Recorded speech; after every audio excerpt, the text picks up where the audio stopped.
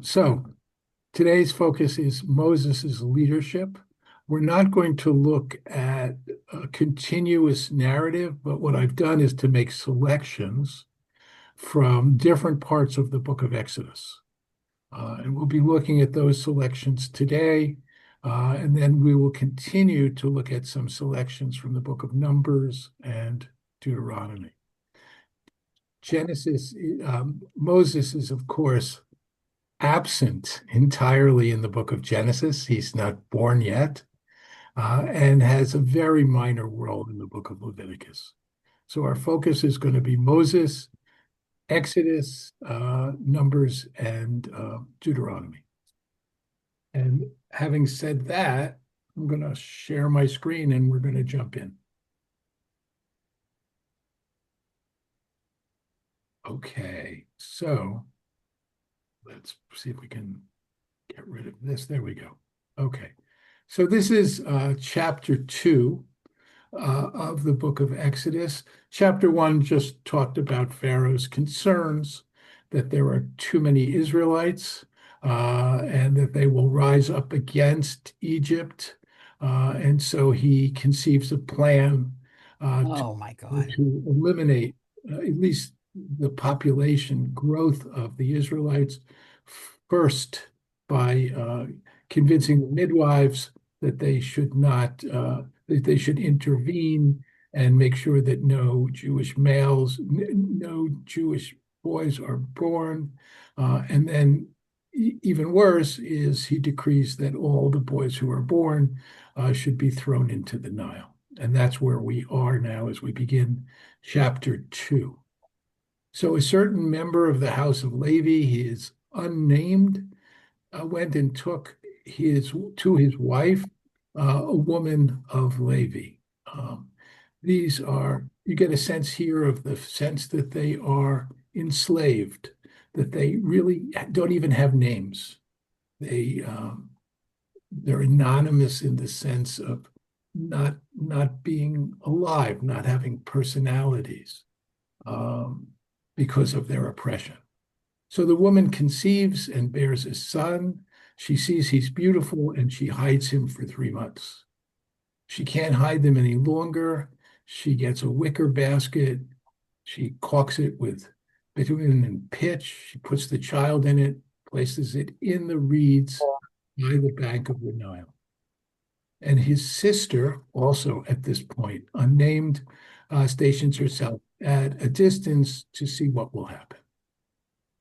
The daughter of Pharaoh comes down to bathe in the Nile while her maidens walked along the Nile. She spied a basket among the reeds, sent her slave girl to fetch it. She opens it and she says it's a child, boy crying. She has pity on it. She says, this must be a Hebrew child. Not clear really how she notices that. Some of the rabbinic commentaries suggest that he was circumcised and that's what she saw.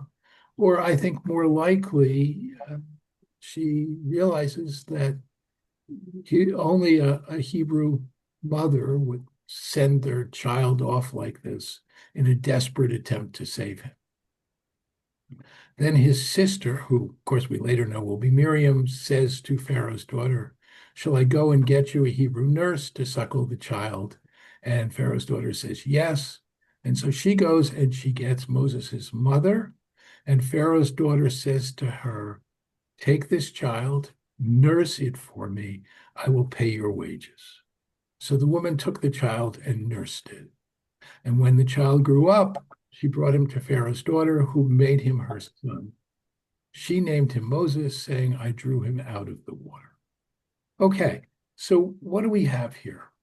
We have the fact that Moses is good looking as a baby, anyway. But more importantly, we see that he is being raised in two different ways. His youth, until he is, the text just says, when the child grew up. So certainly his earliest years are spent with his mother and with his sister. That is, among Israelite slaves. It's interesting that Moses's mother manages to get paid for doing nothing more than taking care of her own son. Mhm. But when he grows up, she brings him to Moses' sister brings him to Pharaoh's daughter, who now formally adopts him, gives him the name Moses, meaning I drew him out of the water. And then he grows up. So at this moment, Moses is both an Israelite and an Egyptian. He has both experiences.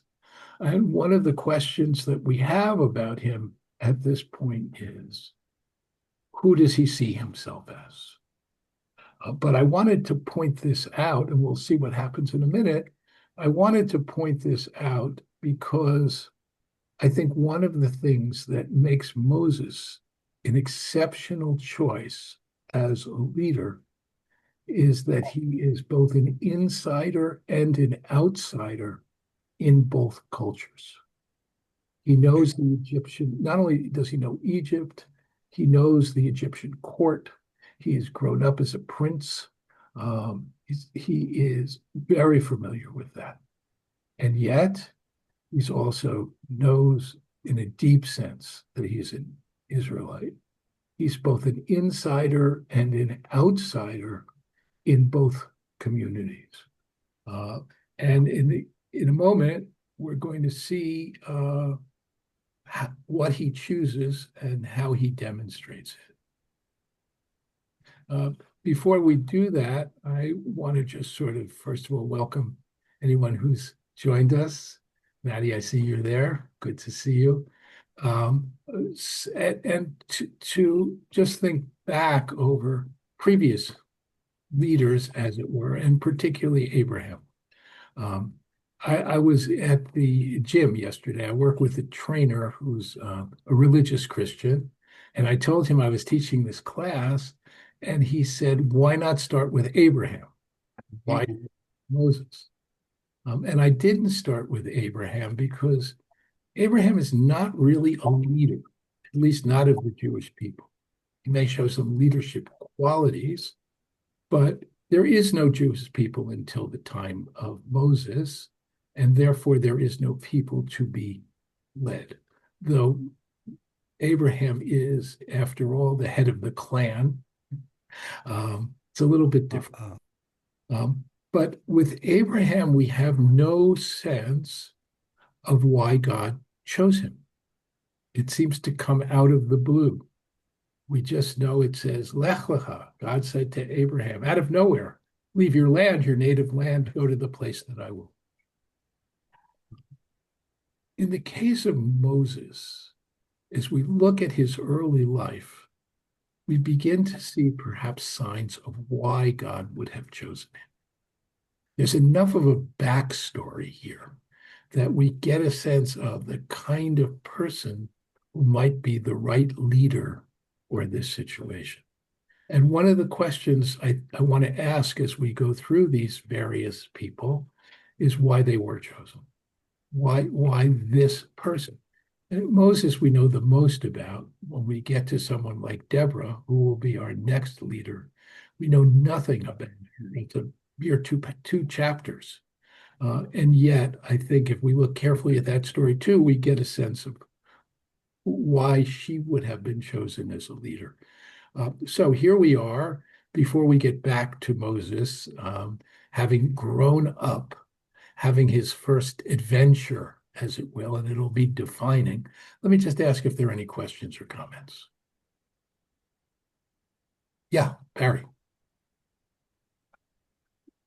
So just, as a comment, reading the text carefully, the story sounds unbelievable, certainly by today's standards, unless you have God almost, blinding the Egyptians to what's going on, because there is the law that the Hebrews males are to be put to death, and here just you have the princess just coming up with this baby and being taken care of by a Hebrew woman who no If anyone asks, well, where did this baby come from? The, it would seem, if it's obvious to her that it's a Hebrew, it would be, yeah, I mean, it's just unbelievable Well, that the truth would be so, hidden. okay, so yes and no. So I think at a couple of things. How many wives does Pharaoh have? We don't know, but I suspect it's. Mm. And how many children does Pharaoh have through those wives? And how important are the girls anyway? Those are just questions that I'm putting out there to suggest that what goes on with the princess may indeed be not something that her father is even aware of. Secondly, I think that one of the themes of the book of Exodus is women who thwart Pharaoh. The midwives, which we didn't read, right? Pharaoh tells them to kill these babies, and they come out with this sort of lame excuse. Well, you know how these Israelites are. They breed like vermin, and the babies, by the time we get there, the baby has already come out. So I don't think that, though this looks like a totalitarian state, I think there is opposition, and it's really striking that it would come through Pharaoh's own house. Now, having said that, I agree that what we have here is also a strong sense of God behind the scenes, right? Because it does seem, if not impossible, it does seem unlikely. Any other comments about this? Yeah, just Yeah, go ahead, Barry. just, one of the theme that runs through my mind often is how do movies that depict historical events, help or hurt, and it's, so you have movies to have choose very much liberty in telling the story, and that then people will probably see the movie more than they parse the text.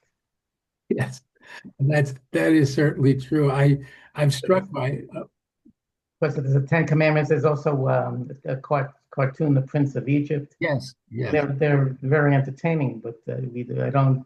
yeah, Uh, they depart from the text, yeah. They depart very seriously from. and they Um, become the what the text in many people's minds. The fact of the story. Yeah, I think that's right. And I think that, if you wanted to be charitable, you would call them midrash, But the Yeah. problem is that people, as you say, people aren't really, they're more aware of the midrash, as it were, than they are aware of the text. To give you one example, which I think is quite telling. So the story in the original, the Moses, with Charlton Heston, So the Ten Commandments. Yeah. Ten Commandments, yeah. So the villain of that story is Dathan, right? In Hebrew, Dotan. He's just a side character, really.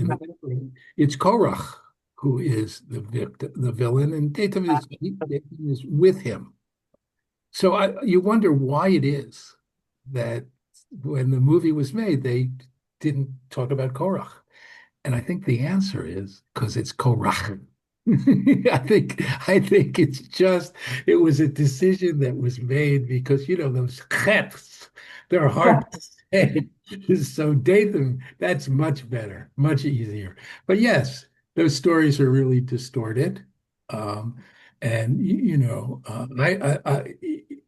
so and it looking at the text really puts that into sharp relief. Okay, let's go back. Yeah, Sandy. Well, just continuing that, the movie, The Ten Commandments, ends with the statement, something to the effect of, And because of the sin of the golden calf, Jews wandered for 40 years in the desert instead of the scouts. Yeah, they weren't Bible scholars working back in that, writing those scripts for sure. And the truth is that all anyone remembers are the special effects, which were extraordinary in those days and really cheesy if you look at them now. Okay, here's the screen. I hope, yes. Okay, so she names him Moses, meaning I drew him out of the water. And he'd grown up, and he went out to his kinsfolk and witnessed their labors. And so here we see already, at least from the point of view of the narrator, that the kinsfolk are the Israelites. And he saw an Egyptian beating a Hebrew, one of his kinsmen. And there's a certain ambiguity. You could say the Egyptian was one of his kinsmen, but really the sense of the text is to reinforce again the idea that Moses, though he grew up in the palace, knows who he is. And he looks one way and the other, and seeing no one about, he strikes the Egyptian and hides him in the sand. So, what do we see about Moses here so far? First of all, that he does identify as an Israelite, as a Hebrew. And having to choose between the oppressor and the oppressed, he chooses the oppressed. Now, the idea that he looked one way or another and strikes the Egyptian, it's not really clear what to make of that. I think the simple meaning is he wanted to make sure that no one saw what he was doing. And we'll see as we go a little bit further that that seems to be the case. Although you could say that, and the rabbinic tradition looks at it and says, well, he looked around to see if anybody else would intervene. And because no one else did, he did, right? There's in a place where there's a rabbinic statement, in a place where there is no man, be a man. I would translate that better. In a place where there's no mensch, be a mensch. And so he strikes him down, he hides him because it's risky. And then, so first of all, here we see that he is concerned for the oppressed and he identifies with Israelites. The next day, he goes out and he finds two Hebrews fighting, and he says to the offender, why do you strike your fellow? Right. So here he is, in some ways intervening, leading, you might say, but the answer that he gives, the guy that he talks to says, who has made you chief and ruler over us? Do you mean to kill me as you killed the Egyptian? And so this is not a great intervention. Moses is immediately scared, and he says, the matter is known. That is to say, people will know, people will hear, it's already out there. And so, indeed, when Pharaoh heard it, he sought to kill Moses. But Moses fled from Pharaoh. He arrived at the land of Midian and sat beside a well. So, raised in the palace, the child of Israelite parents, someone who assesses a situation and attempts to lead, actually in a very dramatic way, and who also has trouble dealing with the other Israelites. This is going to become a pattern later on. As you know, there'll be challenge after challenge to Moses as a leader. This is the first, who made you chief and ruler over us, is really a foreshadowing of what we're going to see again and again as challenges to Moses's leadership. So Pharaoh learns of it, he seeks to kill Moses, and Moses gets out of town. And he goes to the land of Midian, and he sits down beside a well, and the priest of Midian had 7 daughters. They came to draw water. filled the troughs to water with their father's flock. The shepherds came down and drove them off. Moses rode to their defense, and he watered their flock. Well, of course, this sounds very much like the story of Jacob, who also flees, comes to a well, and meets his wife there. Here, though, I think it's also the interesting thing to me about this text is the words, Moses rose to their defense, right? Here he sees something unjust, and these aren't his people at all. He's a stranger.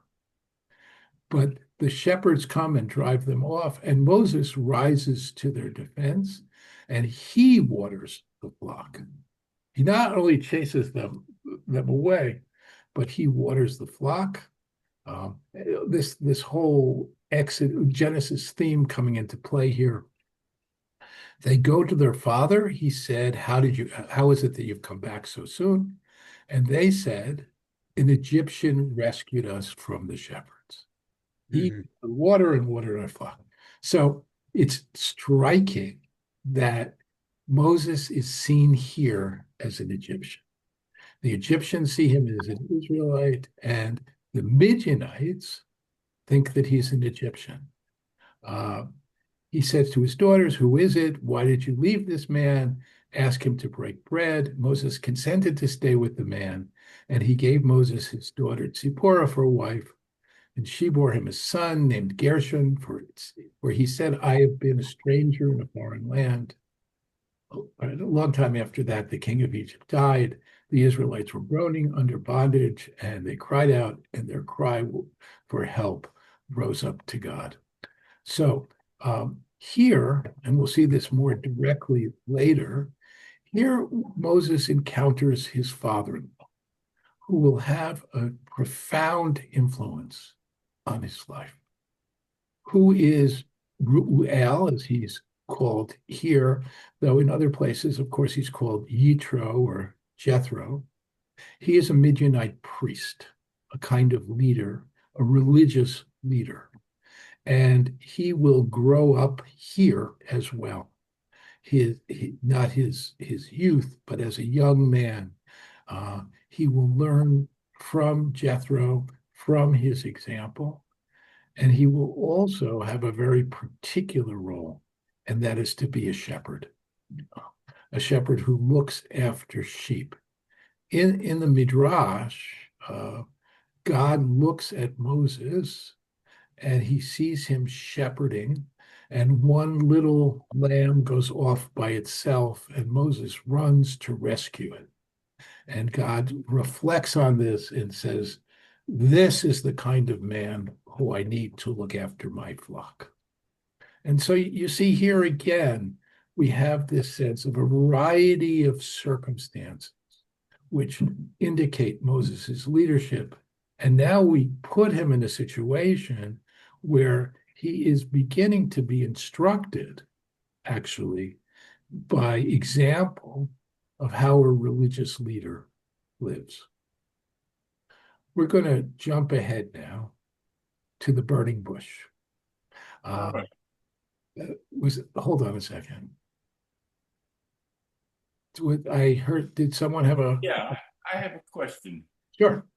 I never thought of this before. We've all heard this story, but when no one is sinless. Even Moses committed a sin when he came down the mountain. That's why he didn't get in the promised land, etc., etc. Moses just committed murder. Yes. Now, there were no 10 Commandments yet. We didn't have the Torah. But isn't that considered a sin? Right. Well, so I would say a few things. The first answer is no. To which question? Well, let me finish. Oh. So he killed someone, but he intervened to stop that person from killing someone else, right? The sense here is, I mean, you could say, well, he's just giving him a beating, right? And that, but I think the sense of the text, at least as I read it, is that he was beating him to death, and that his intervention was meant to stop him. but So, I mean, it's certainly dramatic. so And in I think, today's parlance, he took the law in his own hands. I yes, mean, yes, it's, he did. He did. Um, the- I would argue though that there's no court for him yeah, to bring this guy I'm to. not saying he was wrong, Yes, but the yes, question is that's a sin. right. Okay, so Barry, I'll come to you in a second. Technically, there's a difference between killing and murder, right? Thou shalt not kill, right? Doesn't mean it doesn't mean you shouldn't kill. It means you shouldn't murder, right? No, it says People kill. can people can go to war. The Torah talks about going to war, right? There's a lot of killing involved, but it's not murder. You're right that Moses is being here judge, jury, and execution, right? Um, in a circumstance like this, where all you can do to prevent a murder is to kill someone, seems like it's at least understandable. Now, having said all that, I think it's really important to emphasize that none of the leaders of the Jewish people are saints, right? They are all very flawed people in one way or another. I think that's one of the great powers of the Torah, that we do see them in their humanity, right? Um, Part of what Moses is learning in his childhood is to be a leader and the consequences of actions. The consequences of that action is he has to get out of town, right? Um, he is a person of passion, right? He sees injustice and he is there, whether it's at the well or whether it's in Egypt itself, where he sees them. But remember also, he identifies with the slave. And that's one of the reasons that we have this. He identifies with the slave. He could he could easily this through the prison of being an Egyptian priest, prince rather, and he could say, "Well, that'll teach him," you know. That so, but you're nonetheless, I think your point is well taken. Barry, you were going to make a comment. Yes, I'm actually struck struck by me somewhat the opposite direction that Moses as a prince of Egypt um, I would expect he could murder a another Egyptian without any repercussions. And if word gets to the Pharaoh, Moses could just say, um, "This Egyptian was beating a slave to death. Of what use would is this dead slave to you? You're right. I was saving his life so that he could continue to work." And then I'm actually surprised that Moses is so quick to flee. Yes. So it's You know, actually the murder is all, yeah, this is not the context for where any taking of life is a crime. very interesting. Yeah, I see your point. It sort of suggests that Moses is never really quite accepted. You know, he because he's not. However, he's an adopted kid, right? That much is obvious. Um, is he an Israelite or not? Does Pharaoh know that he's an Israelite? Nonetheless, however you look at it, he's not viewed as having those prerogatives of royalty. You say that this is an example where I feel the movies distort my view of the story. From the movie, it seems as if he's like a right hand of the Pharaoh almost, and equal to the heir of the Pharaoh. Yes. Yeah, particularly. From the text, he's not necessarily No, you're absolutely right. nearly as elevated.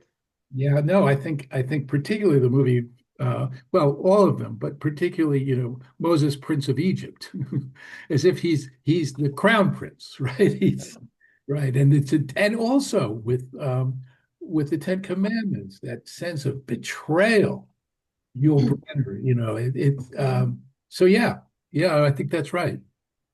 There was another, yes, Leole. Um, what I was wondering is kind of tied in with what Barry said. When Pharaoh decides to have Moses killed, are we to assume he then knew that he was a Hebrew? Or would he, because that's one of his grandsons, one of several. But it seems strange that he would order his own grandchild to be killed? Yeah, it is strange, but remember, whatever he thinks, he's not blood. He's an adopted child. Does Uh, Pharaoh know that he's adopted?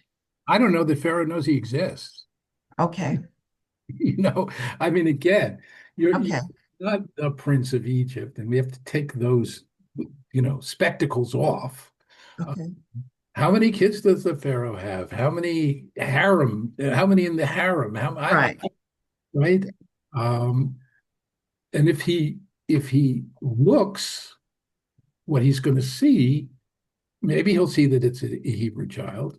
Maybe he'll just see that he's an outsider who killed one of his people, who, after all, that overseer was doing exactly what he was supposed to do. Thank you. Sure. Sandy. Getting back to what Barry said, isn't there this principle that if someone comes to kill you, Yes. you should kill them? No, So, I mean, it's kind of stretching a little. No, no, I'm saying, go ahead. yeah. No. And so this is the idea. It's called in Hebrew a rodef, pursuer, right? And you are entitled to kill someone who is trying to kill you. And you save your own life at the cost of their life.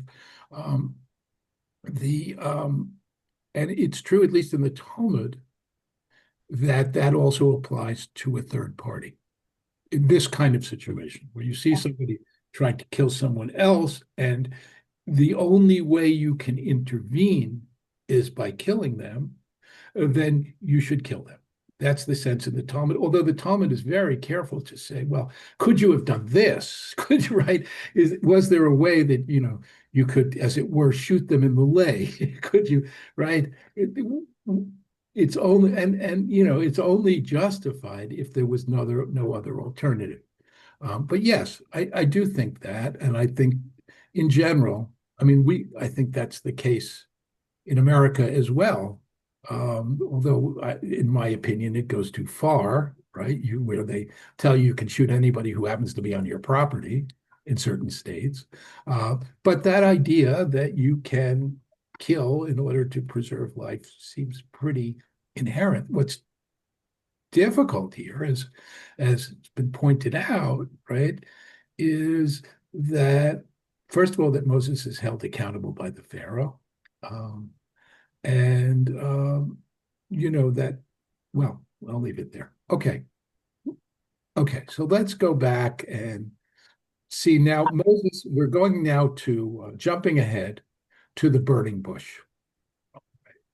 And I'm sharing again. So they're at the burning bush, and Moses said, "Who am I that I should go to Pharaoh and free the Israelites from Egypt?" And God said, why is this here? I always have trouble getting, there we go. God says, "I will be with you. This will be the sign that I sent you. When you have freed the people from Egypt, you shall come and worship God at this mount."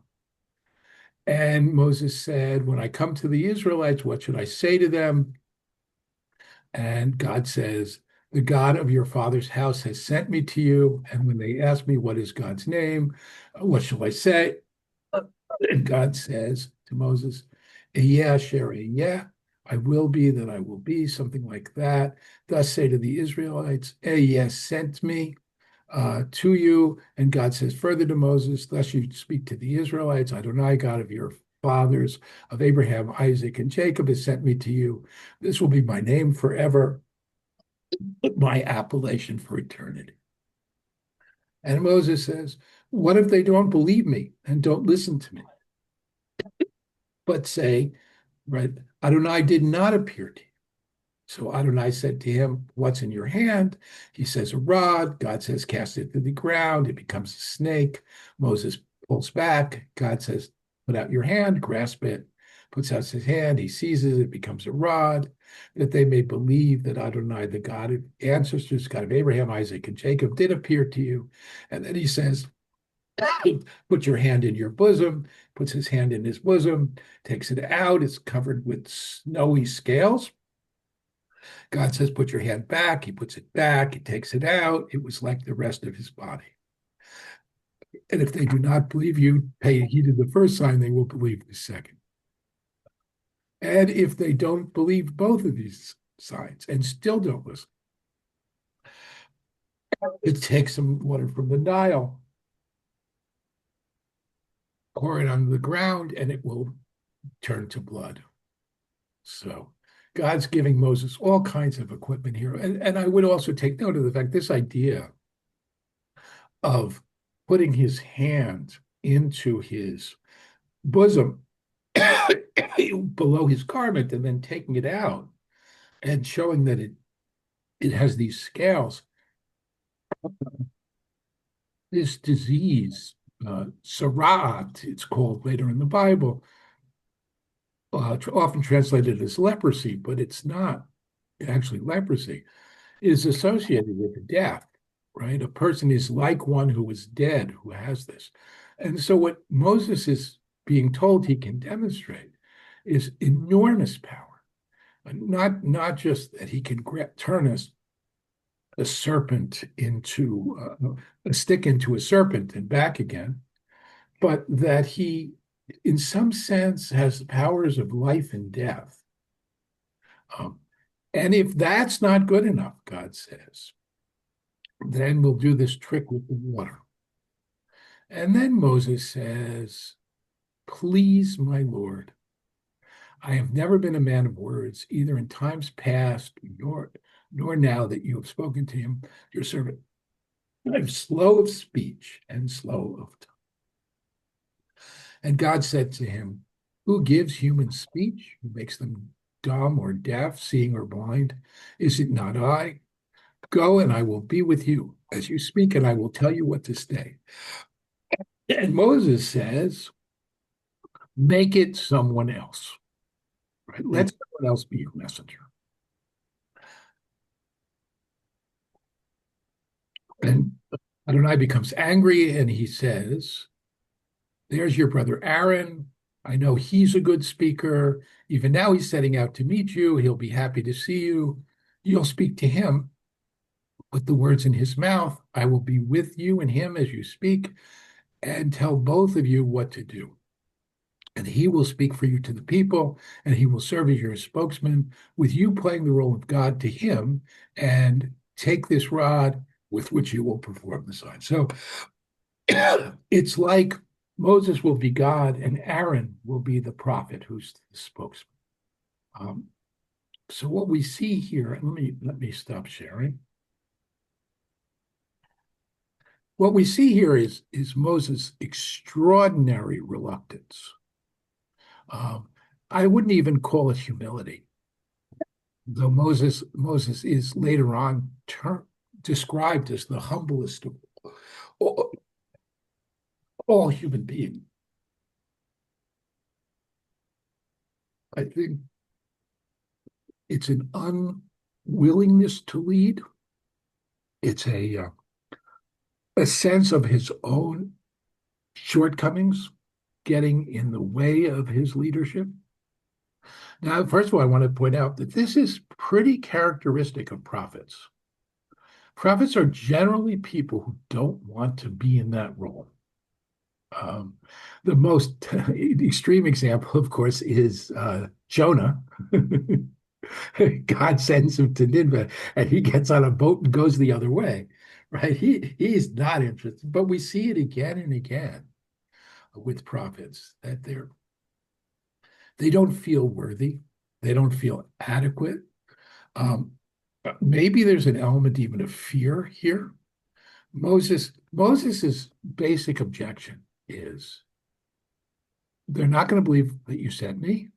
And I think the other thing is he's still between cultures. He's Mm. still the outsider, even though, right, he's in Midian when this happens, right? He's not even back in Egypt. Um, he's preparing for this mission.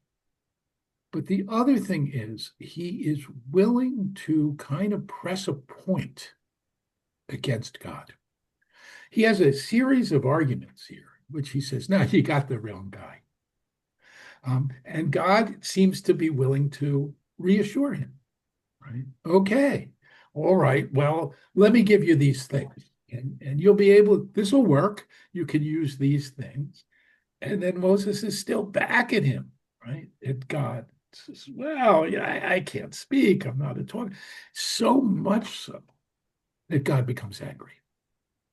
He's exhausted the divine patience. And yet, God accommodates him. And he says, fine. I feel like it's like, you forgive me this image, but it's like God is being like a teenager. Fine. Right. I'll send Aaron with you, right? That there's that sense, really. But this will characterize Moses's leadership as someone both between God and the people. He will have to represent the people before God, and he will make God impatient and even angry at times. It's an interesting kind of partnership, and we see the beginnings of it even here at the point at which Moses is being commissioned. Okay, comments on this before we leave the burning bush and get him back to Egypt where he can do his work. Okay, back to the share.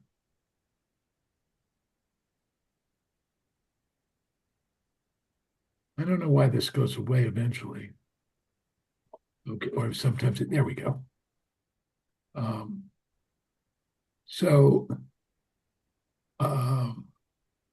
afterwards, Moses and Aaron went to Pharaoh. And here is Moses going now to Pharaoh for the first time. And this is how he addresses Pharaoh. Ko Amar Adonai, thus says Adonai, the God of Israel. Let my people go that they may celebrate a festival for me in the wilderness. Now, this is an extraordinary statement to make to the Pharaoh of Egypt, right? It isn't, there's no please, your majesty. There's no, it's just, it is the prophetic voice at its strongest, right? And what is Pharaoh? How does Pharaoh respond to Moses's first foray into leadership? Pharaoh says, who is Adonai that I should listen to him and let Israel go? I don't know Adonai, and I won't let Israel go. So Moses now takes a step back. Moses and Aaron. They answered, the God of the Hebrews has become manifest to us.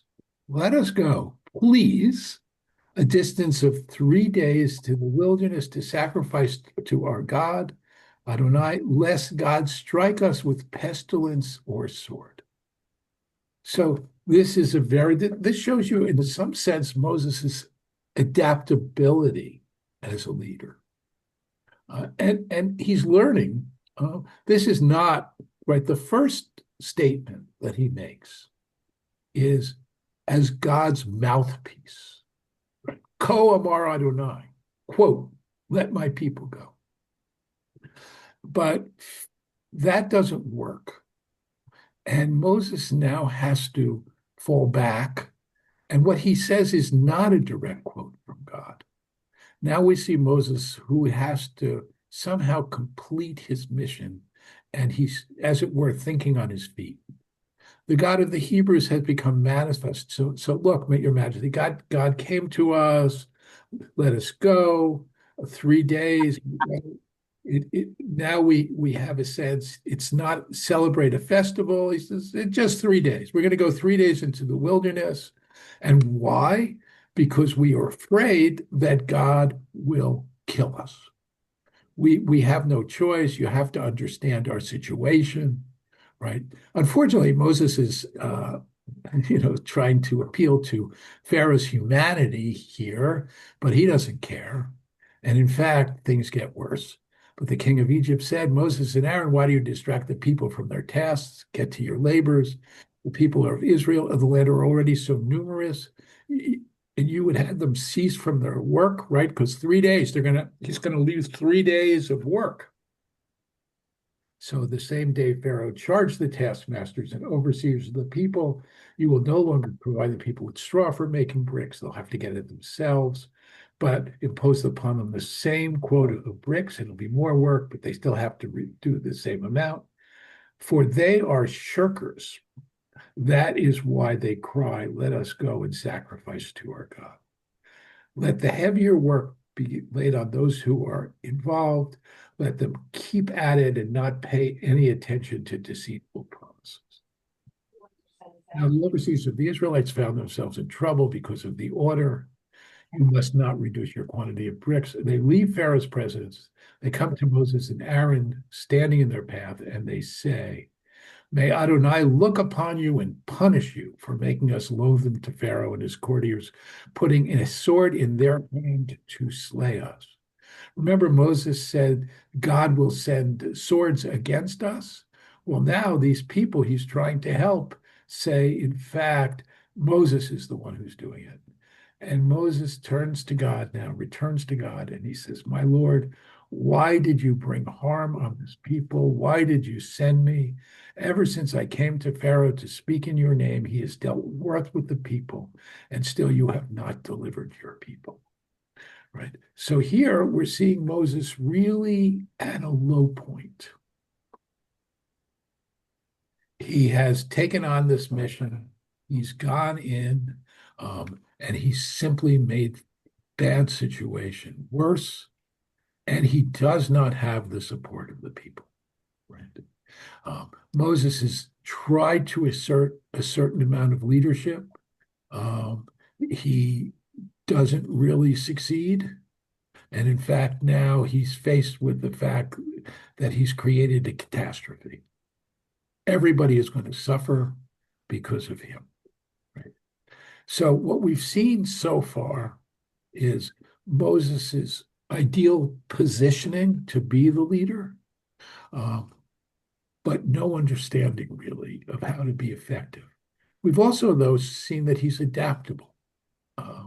He immediately tries to change things with Pharaoh, but it's not going to work. And God tells him after this, you know what, it's not going to work. Don't worry about it. This is all part of my plan. I need things to happen. I want to demonstrate my power over the Egyptians. Stick to it. Stay with it. It'll all work out. That's going to be God's message. And we'll see how that plays out beginning next week. In the meantime, comments, questions, anything at all up to this point before we get to plagues and wonders. All right. That's God, Sandy. I don't know. The last thing you said seems kind of, I can't think of the word, that God cares more about God's power, what I'm trying to say, than the oppression of the Israelites. In other words, God could have helped them right away, but if I understood what you said, and what I think it is, that God wanted to show God's power and went through all the sequence of steps Meanwhile, people were dying, people were in pain, people were suffering. And, we thank God for releasing the Israelites, but it took what, 200, 400 years, depending on how people Right. came No, out. So God could show God's power. well, the answer to that question is yes. I think God has a variety of, I mean, one cannot read the divine mind, right? But there seem to be three things, as I read it, that are going on here. One is getting them out of Egypt, right? Uh, and these things, they happen fairly quickly. Um, it's hard to exactly get the time sequence, but it seems like it's one upon another. Uh, Number two, God is, Pharaoh is a god as far as he is concerned and as far as the Egyptians are concerned. And God is here to demonstrate that Pharaoh is not a god, that God is God. Um, and God wants to demonstrate it in a way which will be known, and not just known here, but known throughout the world as it's conceived of in those days. And so there will be other peoples who will say, we heard about what happened. And God is trying to make that mark. And God also wants this to create a memory, a tradition that will be a lot of the Exodus, as you read carefully through it, it's always about, so you'll tell your child on that day, this happened again and again and again, that this will be for the Israelites, excuse me, a formative memory. This is essentially the Jewish people becoming a people. And in that moment is enormously important and has to be captured. And I don't have a tissue, excuse me, the sort of signs and wonders are part of that. So I think that God has at least a threefold agenda here. All right. Yes, to save them. Yes, to get them out. I mean, the more interesting question, frankly, is why they had to be enslaved at all. Right? I mean, 400 years or 200 years, how about 2 weeks? Right? Well, why was it necessary? And that's a very hard question. It seems to be, the way in which things were meant to unfold. There's a lot of rabbinic midrash that tries to answer that question. My favorite answer to that question is that it should imprint upon the Jewish people from the beginning a sensitivity to the suffering of others. Right? Remember the stranger because you were strangers in Egypt. This sense of empathy, of identification with the stranger, the outsider. So the Torah will say, love the stranger as yourself, right? Now, I'm not saying it was worth it. I'm not saying that the other thing is that until this Pharaoh, it's not really clear how bad things were for the Israelites in Egypt. This new Pharaoh who didn't know Joseph is the one who really oppresses to this extraordinary extent this people. What were the hundreds of years before this like? Not clear. Okay, any other questions, comments? Okay, we're off to a good start, I think. We'll be focusing on Moses for the next few sessions. I hope you like this way of looking at it, looking at the trees rather than the forest. It's been interesting for me, at least. So my plan is first Moses, and that'll be at some depth and at some length.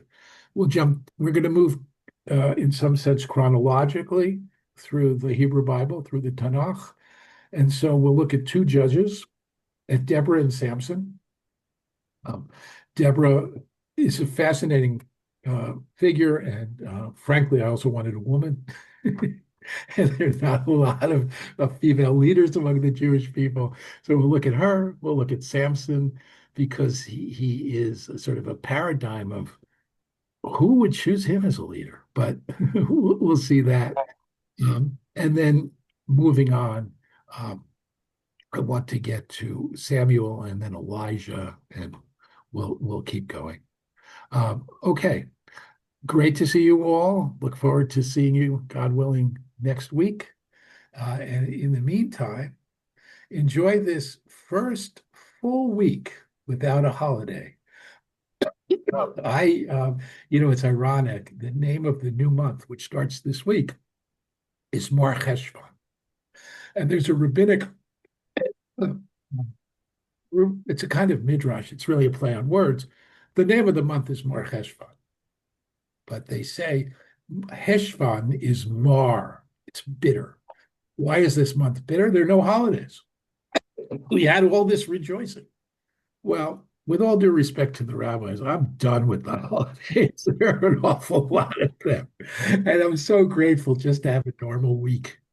All right, everybody. Have a great week. See you next week. Thank you. Thank you. You too.